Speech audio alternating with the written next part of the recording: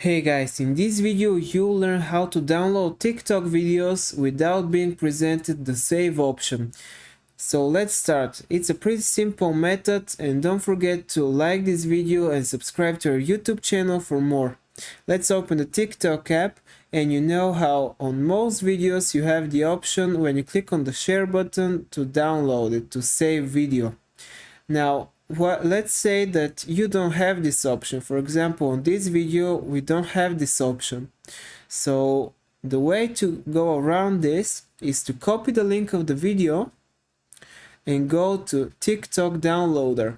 For example, like this, snaptik.app. This site is called snaptik.app. So now we can just paste the link of the video and click on the download button.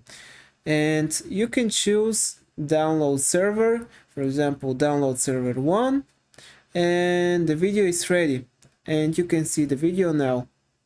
That's basically it. If you appreciate that, give us a like and don't forget to comment if you have any questions. See you in the next one. Bye.